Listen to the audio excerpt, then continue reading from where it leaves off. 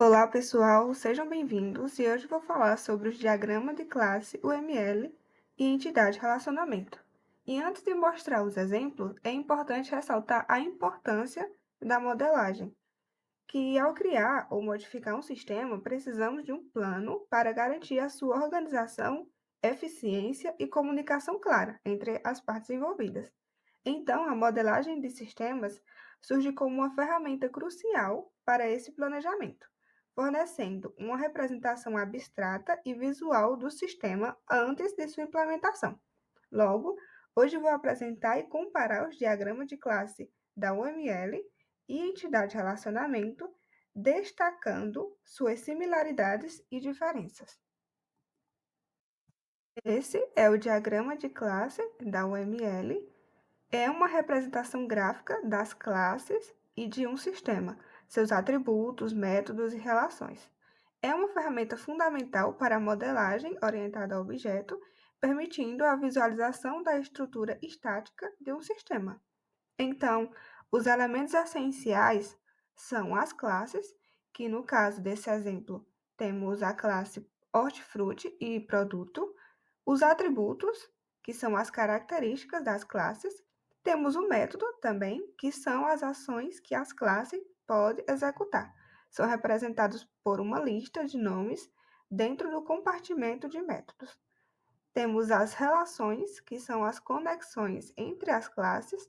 As principais relações são a associação, uma relação bidirecional entre duas classes, representados por uma linha entre elas. Temos a agregação, que é uma relação unidirecional, onde uma classe contém a outra, que é representado por um losango na ponta.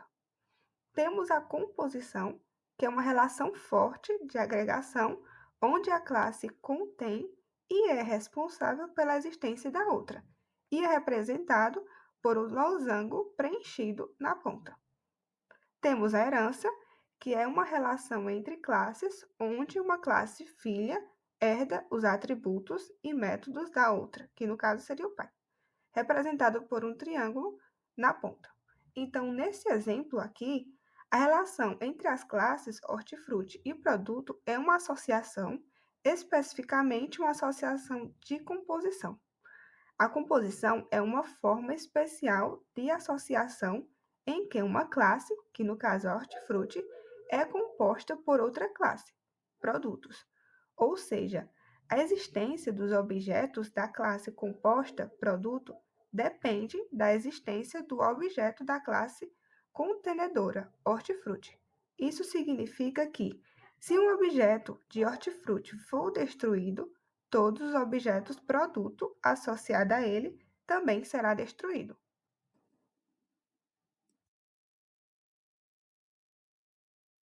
Aqui é o exemplo de diagrama entidade-relacionamento. Ele é uma ferramenta gráfica para visualizar entidades. Seus atributos e os relacionamentos entre eles é um sistema de informação. É utilizado principalmente na modelagem de banco de dados, permitindo a análise de requisitos e o planejamento do sistema de forma eficiente. Então, os elementos essenciais, no caso, seria a entidade, que são objetos ou conceito relevante para o sistema e são representados por retângulo. Temos os atributos, que são as características das entidades, os relacionamentos, que são as conexões entre as entidades.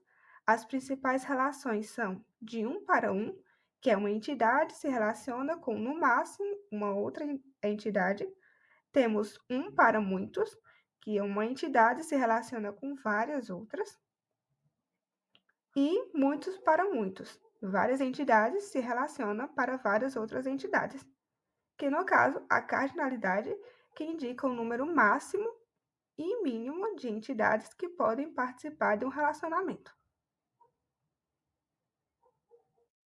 Então, os dois diagramas têm suas similaridades e diferenças. As similaridades deles são que eles são usados para modelar as estruturas de dados de um sistema, descrevendo entidades ou classes e seus relacionamentos. Também, ambos os tipos de diagramas usam símbolos gráficos para representar entidades atributos e relacionamentos. Os relacionamentos entre as entidades são enfatizados e claramente definidos. Já as diferenças, os diagramas de classe da UML são mais orientados ao objeto e fornecem uma representação detalhada das classes, incluindo atributos e métodos, enquanto os diagramas são mais abstratos e focam principalmente nas entidades e seu relacionamento, sem considerar comportamentos específicos. E os diagramas de classe da UML são frequentemente usados em engenharia de software para modelar sistemas orientados ao objeto, enquanto os diagramas ER são mais comuns em bancos de dados para modelar a estrutura de um banco de dados. Embora ambos os tipos de diagrama usem símbolos gráficos, a notação específica e os símbolos usados podem variar. Por exemplo, na UML, os relacionamentos podem ser de herança, associação, composição e etc. Enquanto nos diagramas ER, os relacionamentos são normalmente relacionados por linhas conectadas a entidades. Então, na dúvida entre qual dos dois diagramas escolher, depende do tipo de modelagem e das características do sistema. Tanto o diagrama de classe da UML, tanto o diagrama entidade-relacionamento são ferramentas poderosas para modelar sistemas de informação, mas elas têm abordagens diferentes e são mais adequadas para diferentes contextos.